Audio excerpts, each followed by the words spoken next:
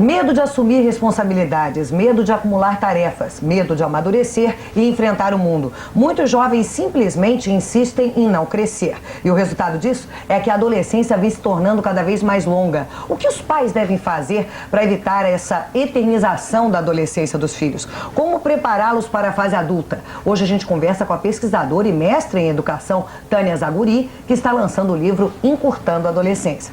Bem, Tânia, você já fez mais de 400 palestras no Brasil sobre principalmente essa relação entre pais e filhos. Você sentiu que a adolescência era uma preocupação grande dos pais nesse período? Com certeza. Os pais, eles se preocupam com tudo, né? Evidentemente, você ama os filhos e você quer fazer o melhor possível. Mas quando vai chegando a adolescência, inclusive é uma coisa interessantíssima, porque um pai já avisa para o outro, né? Quem já tem filho adolescente já avisa para o outro. Você está reclamando da infância? Espera chegar na adolescência. Então, e já começa aquele mito, né? Do medo de ter filho adolescente. E foi justamente isso, a ansiedade que eu percebia nos pais, porque toda palestra que eu dou é seguida de debate. Aí mais de 50% das perguntas dos pais eram sobre a adolescência. E por que aí... Ah, perdão. Não. E aí que eu comecei a me dirigir a estudar esse aspecto, porque eu senti que era uma necessidade dos pais conhecer melhor o que é a adolescência. E aí eu fiz a pesquisa do adolescente por ele mesmo, né? Que é aquele seu outro livro. Que eu trabalhei com quase 1000 jovens em todo o Brasil para saber quem é mesmo o adolescente, o que é verdade e o que é mito, né? E você chegou à conclusão que os pais constroem muitos mitos em relação ao adolescente? Às vezes os pais acham que o adolescente é mais desequilibrado ou mais imaturo do que ele realmente é? Eu acho que meu estudo mostrou isso com muita clareza, né? E eu acho que isso é uma coisa muito boa, né? Eu acho que é uma notícia, né, importante e até de dar muita esperança para os pais. Porque hoje em dia, quando você assiste determinadas colocações, ou nos jornais ou na mídia de uma maneira geral, a gente percebe que há muito assim, encaminhamento para a exceção. Né? E é lógico, isso vai interessar. Em geral, os programas trabalham com as exceções, com quem está com problemas.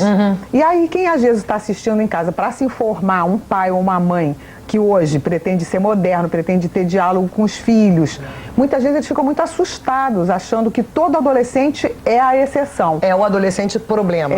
E o meu livro mostra que não. É claro que existem coisas que são características da adolescência. Antagonismo, crescer e querer ser independente, isso é normal e a gente tem que até querer isso. Eu acho que isso que é positivo mostrar para os pais. Que o filho, quando mostra que quer ser independente, isso não é um problema, isso é um crescimento. Agora, o que os pais têm que fazer? Isso que eu acho também importante a gente colocar. A tarefa dos pais é fazer os filhos crescerem com responsabilidade social. Não é só crescer feliz, fazendo tudo o que quer, porque hoje em dia existe muito... Esse é um dos mitos dos pais, né? Eu tenho que fazer para o meu filho tudo que eu puder, eu acho que deve, mas não significando esse tudo que eu puder, viver por eles, proteger, super proteger. Eu acho que hoje está acontecendo muito isso, né? Os pais estão confundindo o que é proteção com o que é super proteção. Esse negócio de dizer sim o tempo todo é um problema muito grande, que eu aprendi aqui com o seu livro, que é importante ter e usar a autoridade, né? Sem que isso seja autoritarismo. Eu acho que tem duas coisas básicas hoje que os pais estão confundindo com o melhor intuito. Ninguém faz isso por mal, mas é importante a gente retificar esse processo. Eu sempre digo que a nossa geração de pais é uma geração muito progressista. É uma geração que está crescendo, que está se modernizando e isso está sendo muito bom para os filhos. Mas está havendo algumas distorções. Uma delas é exatamente isso, é confundir autoritarismo com ter autoridade. Os pais não devem ser autoritários, mas precisam ter autoridade. Pode dizendo sim para tudo. Ah, você quer viajar? Pode, com quem, sem adulto perto, tudo bem. Porque às vezes a ideia que fica para os pais é que, como a vida já está muito difícil, a sociedade está violenta, então tem tempo para o filho sofrer. Então tudo que eu puder dar para o meu filho, tudo que eu puder fazer por ele, eu vou fazer para evitar que ele sofra, para evitar que ele tenha trauma, que é o grande medo dos pais hoje, é o trauma. E, na verdade, isso, dizer não na hora certa, evidentemente, não traumatiza ninguém. E os filhos? Na verdade, você fez essa pesquisa para o seu outro livro, que é o Adolescente por Eles Mesmos. Os filhos querem também que o pai tenha mais participação, ao contrário do que se acredita, que a gente fala, não, os filhos querem que eu deixe eles em paz. Os filhos querem que o pai tenha mais autoridade? Olha, para uso externo, né, o que aparenta é exatamente assim, eu quero que me deixe em paz. O adolescente dá essa impressão. E às vezes os pais acreditam, mas não é a verdade. Tanto assim que nesse estudo que eu fiz com esses quase 1000 jovens, era um questionário em que eles não eram identificados. Uma das coisas que a gente verificou, por exemplo, era o índice de rejeição ao modelo educacional recebido.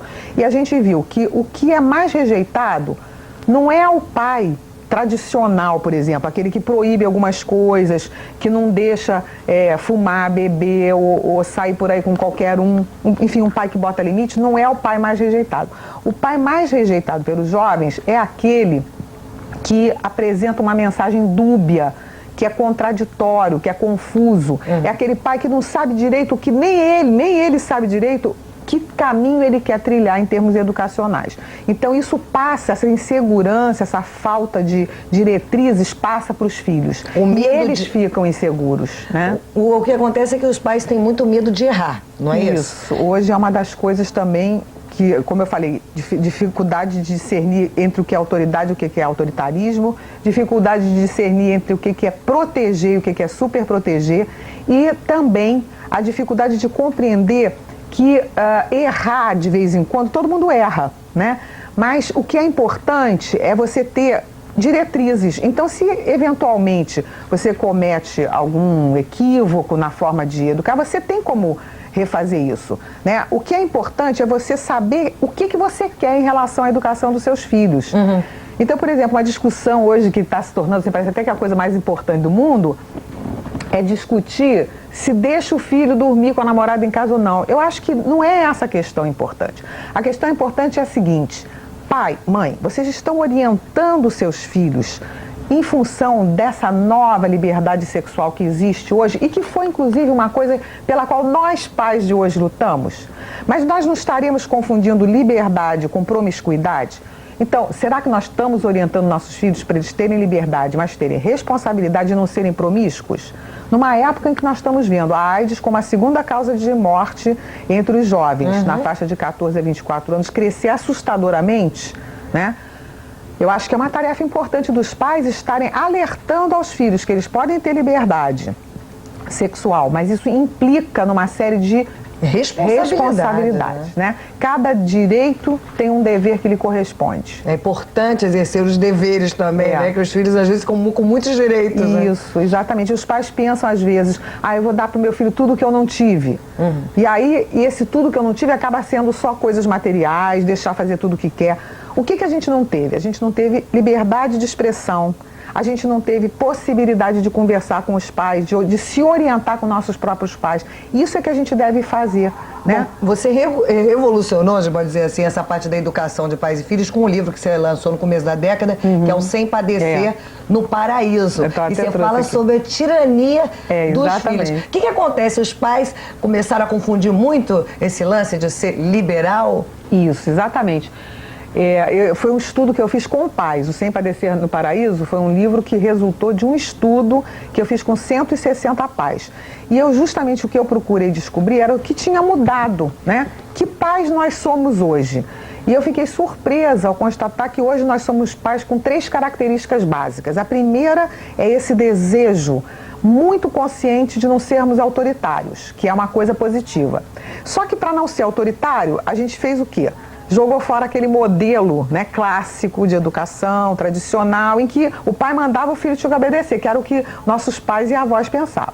Tá certo, até aí tudo bem. Só que a gente não ficou muito bem certo de que modelo a gente devia botar no lugar desse. Não achamos o meio termo. Não achamos. Aí eu acho que é um processo mais ou menos, né, sabido, né, de tese, antítese, síntese.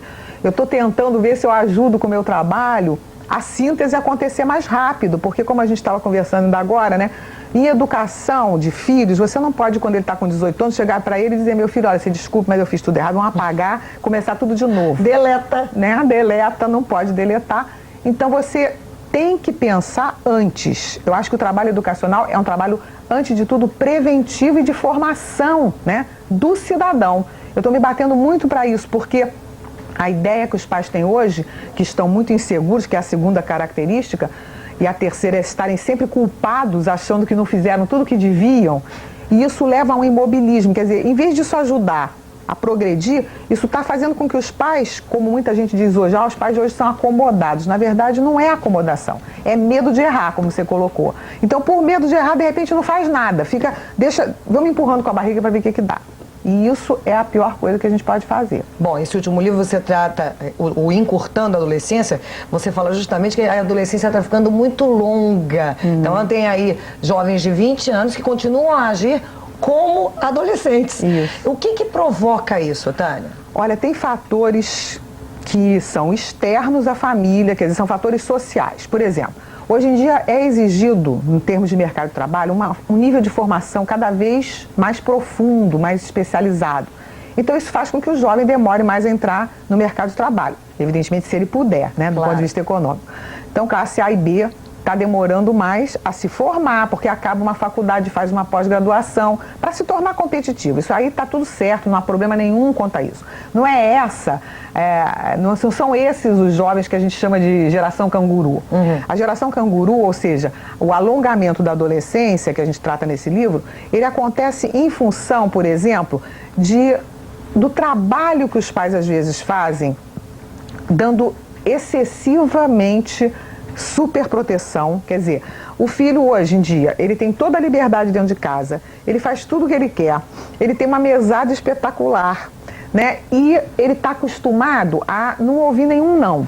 Então, tudo depois, quando ele sai para a vida, né? Ele já cresceu, ele tenta arranjar um emprego, ele começa a achar que nenhum emprego corresponde ao que ele merece. Uma pessoa que cresceu, como eu digo, são os pequenos tiranos. Pessoa que sempre cresceu desde pequenininho, achando que pode tudo, quando chega na idade adulta, ou aliás, na adolescência, que acaba não chegando às vezes à idade adulta, ele fica realmente com dificuldade de perceber que o mundo não foi construído à sua imagem e semelhança. Ele não consegue enfrentar. Ele é um pequeno semideus, né? Ele não consegue enfrentar as coisas. Então ele prefere ficar em casa, de preferência, né, uma casa que tem toda a liberdade, né, para fazer tudo o que quer, casa, comida, roupa lavada, uma mamãezinha que paparica o tempo todo, trata ele como se ele fosse uma criancinha. Ele não tem, a não ser, né, direitos, ele quase não tem deveres dentro de casa, ele não colabora com nada, nem financeiramente, nem com um pouco de trabalho. Ele não tem nenhuma obrigação de fazer nem a sua própria cama. Então ele está numa tal situação privilegiada que, às vezes, sem até perceber, ele não quer sair. Para que ele vai querer batalhar um emprego em que ele vai ganhar, sei lá, R$500? Se ele ganha uma mesada de 300. Né? Para que esse esforço adicional? Se tem tudo em casa. Às vezes tem até a liberdade de trazer quantos amigos, namoradas quiser. Então, para que mudar essa situação? Agora, o grande problema não é nem esse momento do alongamento da adolescência. O que a gente coloca no livro, e a gente alerta muitos pais para isso, são os problemas mais sérios do que o alongamento. Do alongamento podem se derivar outros problemas. Por exemplo, a marginalização, que nós hoje estamos assistindo. A televisão tem feito até muita divulgação desses fatos lá, por exemplo, nos Estados Unidos. É incrível, né? Que está uma coisa terrível. Mas aqui no Brasil nós já estamos tendo isso, né? É muito comum um jovem hoje, que tira uma nota baixa na escola, por exemplo, achar, não que ele não estudou, mas sim que o professor persegue ele, o professor não gosta de mim, chega em casa e fala isso para a mãe e para o pai, eles acreditam, mesmo tendo visto que o filho não estudou a semana inteira para aquela prova que estava marcada. A apatia é muito grande, né? E aí, ao longo do tempo, isso vai produzindo o quê? Uma frustração. Quer dizer, ao contrário, se o pai queria evitar uma frustração, ele acaba provocando involuntariamente uma frustração muito maior e mais grave a longo prazo, que é o quê? É o jovem ficar sem projeto de vida, né? Porque ele tem tudo pronto. No início pode ser até muito bom, mas quem é que pode viver a vida inteira? É isso que eu pergunto. Quem pode viver a vida inteira sem ter um projeto? Um plano, lógico. Um plano, sem se sentir realizado e produtivo. Pode ter a mesada que tiver, a mordomia que tiver, chega um determinado momento, você se sente vazio, porque o ser humano, ele é essencialmente produtivo. Então, se ele não produzir coisas boas, ele vai produzir coisas ruins. Aí vem a marginalização. Ele está sem projeto de vida, aí de repente a vida ficou chata, ele tem muito dinheiro no bolso, ele começa a beber, se drogar. Uma derivação disso pode ser o uso de drogas, seja o álcool, seja outras drogas pesadas, por exemplo. Pode ser a marginalização. Acabaram-se as emoções, porque ele teve tudo da vida, né? Com 18 anos já foi não sei quantas vezes a Disney, né? Com 20 ganhou um carro. É o típico acabou a graça, né? Que Acabou a graça. E isso é uma coisa interessante da gente observar no ser humano. Eu não sei se você, por exemplo, lembra a primeira vez, quando você era pequena, que você foi a um restaurante, né? Aquele encantamento, você pegar um menu e achar que você pode escolher qualquer comida daquela, que maravilha. Lá em casa tem aquela comida que a mamãe fez, né? Agora tá uma loucura. Agora você vai todo dia ao restaurante, você já começa, tô com uma vontade de uma comidinha caseira, né? Então o ser humano tem isso, né? Do fastio. Então você pensa uma pessoa de 24 anos velha, é o que eu digo que está acontecendo. Você tem o adolescente velho, a pessoa que acabou as ilusões. Então ele vai procurar novas emoções, ou através de drogas, ou através da marginalização. E outro tipo de pessoa pode dar a depressão, que leva até o suicídio, que hoje é a segunda causa de morte, né, entre jovens. Bom, você fez esse livro de uma maneira bem prática. Você pegou as dúvidas mais comuns dos pais com relação ao que eles devem agir. Então vamos jogar aqui uma situação hipotética, né? O filho que diz, eu quero viajar com os meus amigos, e não explica muito bem para onde vai. Como é que o pai deve agir no momento com ele? Eu sempre digo o seguinte, se a gente está sem diretriz, você nunca sabe como você vai responder para o seu filho, o que é perigoso, o que não é. Mas se você tem diretrizes, você sempre, se tiver em dúvida, a primeira coisa que eu digo sempre é o seguinte, não tenha pressa de responder. Digo assim, meu filho, vou pensar. Se você está em dúvida, se você sabe que é uma coisa que vai causar problema, diz não. Eu sempre falo, nós devemos para os nossos filhos, para não confundir autoridade e autoritarismo, ter em mente a seguinte frase, que eu uso muito, porque eu gosto muito dela. Diga sim sempre que possível e não sempre que necessário. Então a primeira coisa é você pensar, isso tem algum problema? Isso pode fazer o meu filho se tornar individualista, consumista, desonesto? Se tiver, então sempre as nossas diretrizes têm que ser éticas, né? A base do nosso fazer tem que ser a ética. Se você responder essas perguntas todas, não tem problema nenhum, isso não vai fazer meu filho se transformar numa pessoa incivilizada. Então diga sim, né? Agora, se você acha que é uma coisa precoce, uma coisa que pode conduzi-lo a um caminho inadequado como cidadão, diga não. E explique. E explique. Isso é fundamental. Isso que você complementou, eu acho importantíssimo. Explique sempre. Mas sem medo de ser dura, né? Isso. E o problema hoje é que às vezes os pais explicam, mas nessa explicação vai tanto de insegurança que o jovem e a criança não acreditam que o pai está dizendo não.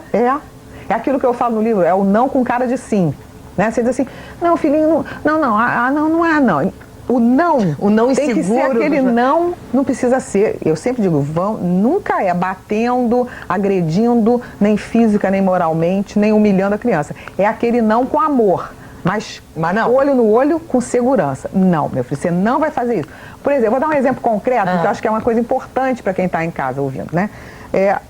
O pai fica em dúvida quando o filho de 16 anos chega e diz assim, poxa, pai, me empresta o carro, pai, mas todo mundo dirige, né? Você sabe que é ilegal, então aquela coisa da diretriz ética.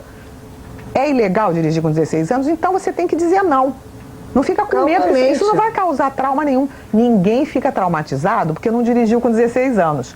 Pelo contrário, se ele dirigir sem carteira, for pego numa blitz, ou atropelar alguém, ou bater numa árvore, aí que ele vai ficar traumatizado, física e emocionalmente. Sem dúvida. Né? Agora, se você disser não e ele vai teimar, porque isso é que é importante os pais compreenderem. O jovem, a criança, luta pelo que ele quer. Todo ser humano é hedonista. E às vezes nós, nesse afã, né, de sermos pais modernos, de querermos fazer tudo que nossos filhos querem, deixá-los felizes, a gente às vezes fica com muita pena de dizer não. E cada vez que o filho insiste, a gente fica em dúvida. Não pode ter dúvida. Passou já a dúvida para os filhos, né? Eles já vão ficar inseguros depois. Exatamente. Porque o jovem tem pressa, né? Sim. E o pai inseguro, culpado, querendo não ser autoritário. Queria tanto ser liberal. Há um negócio interessante que na pesquisa que você fez para outro livro, até a noção do que o adolescente tem de liberal é diferente do que o pai acredita, não é? O que o pai vê como o que o adolescente vê como um pai liberal, o bom liberal? Isso, é interessantíssimo isso nesse estudo, né, desse livro. Porque quando eu perguntei aos jovens o que eles consideravam pai liberal, que foi o pai que teve maior índice de aprovação, Eu falei, bom, eu imagino que eles vão dizer que pai liberal é que deixa fazer tudo o que quer, porque a ideia é corrente, né? É o da permissividade. E não foi isso que os jovens disseram. Eles acham que o pai liberal é aquele com o qual ele tem espaço para fazer suas colocações, para conversar sobre todos os assuntos. E eu achei isso espetacular e uma prova de que eles são muito mais maduros e equilibrados do que parecem, né, à primeira vista. Sem dúvida. Como é que o pai deve agir na questão da adolescência? A gente já falou de AIDS, com essa questão da sexualidade, do tipo, vou botar a minha namorada dormindo aqui no meu quarto, essas coisas. Como é que o pai deve se colocar nessas situações que o adolescente joga o tempo inteiro, né? Tanto adolescente como a criança, só que cada um com as suas colocações, né? Bom, a criança pequena, ela quer comer um pacote de chocolate desse tamanhão de uma vez. Um bolo inteiro. Você não pode deixar, porque vai dar dor de barriga e tal. A mesma coisa, o jovem, ele luta para ter o maior conforto possível, a maior liberdade possível, porque isso é do ser humano, esse hedonismo, né? Essa busca do prazer. Mas o pai e a mãe não podem se preocupar só com isso, eles têm que se preocupar com a segurança, com a felicidade a longo prazo, né? Só a felicidade de hoje, ficar todo felizinho hoje. Então eu sempre digo o seguinte, dentro da nossa casa, pai e mãe hoje precisam entender que não é pecado nenhum que a sua casa seja de acordo com os seus princípios. Então, se você, analisando com toda a calma do mundo, com toda a verdade interior, chegar à conclusão que você não vê nada demais no teu filho ou filha, né? Lembrando que se você deixa o teu filho, tua filha vai querer também, trazer namorados desde cedo para dentro de casa, dormir com eles, transar, então diga que sim. Se você realmente, por uma questão de valores pessoais, né, você acredita nisso, deixa. Agora, se você não gosta, se você não se sente bem, lembre-se sempre que o teu filho, ele vai ter a casa dele no futuro. E aí ele vai poder gerir esse espaço do jeito que ele quiser. Mas a sua casa tem que ser de acordo com os teus pressupostos. Então você pensa. Eu acho até que é legal você refazer, às vezes, né, o pensamento, rever se você realmente não está sendo careta ou inadequado para os tempos de hoje, mas só mude se você realmente acreditar nisso, né? Porque não tem nada pior do que você fazer alguma coisa porque você acha que está na moda. E se violentando. E se violentar, porque em determinado momento isso vai te incomodar e a coisa vai ficar complicada. Eu acho que essa coisa de dormir com o namorado em casa tem várias coisas a serem consideradas. Por exemplo, se você tem filhos menores, né? Como é que esses filhos vão ver isso? Se o jovem começa a ter relações sexuais com 14 anos, até os 20, 25 que hoje eles estão em casa, quantas vezes ele vai mudar de parceiro? Quantos parceiros diferentes? Quantas pessoas vão entrar na sua casa, né? E às vezes você vai achar uma pessoa super legal, outras você pode detestar essa pessoa. E você já deixou a outra? Já deixou a outra, tem que deixar todas. Às vezes é uma pessoa educada, fina, outras vezes pode ser uma pessoa grosseira, que foi só aquele namoro mais quente, aquela paixão. Então você vai ter que estar preparado para conviver com as mais diferentes pessoas, às vezes em situações desagradáveis. Se você acha que isso tudo está bem, ótimo. Diga que sim. Se você acha que não, diga que não. Eu acho que a autenticidade é importante, inclusive para os pais pensarem o seguinte, eu sou o adulto da relação. Por favor, né? Não vamos confundir, né? Porque às vezes tem os pais que parecem irmãos mais novos, né? Irmãos mais novos. Às vezes eles até querem, né? Acham que isso é que é ser moderno, né? O filho manda, nos pais. Eles dizem isso. E adianta dizer não? Adianta, claro que adianta, desde que você tenha começado a fazer esse processo, né? Que eu digo que não é a questão do autoritarismo, mas sim de colocar limites. É preciso que o jovem, a criança, aprenda que ele tem direitos, mas os outros também têm. Então ele tem direito de ver o programa que ele quer, mas se todo mundo na sala concordar, ele não tem direito de chegar e virar a televisão para o canal que ele bem entende, enquanto tem outras pessoas assistindo. E esse pressuposto, que pode parecer uma coisa, às vezes os pais dizem, mas isso é ser autoritário, coitadinho, deixa ele ver o que ele quer. Não, isso é um direito, porque você está mostrando para o teu filho que ele vive numa democracia. Eu acho importantíssima essa ideia de você fazer do teu lar o primeiro espaço democrático de convivência das novas gerações. É assim que eles vão aprender a ser democráticos depois na sociedade, né? Eles vão levar para a vida social aquilo que eles vivenciaram na sua infância e na sua adolescência. Naquele microcosmo que é a família e que eu acho que é o primeiro grande local de formação do cidadão. Olha, Tânia, muito obrigada pela entrevista, pelos seus esclarecimentos. A gente conversou com a Tânia Zaguri, que ela é pesquisadora, mestre em educação há 30 anos, mais de 30 anos, né? Está lançando o livro agora, Encurtando a Adolescência.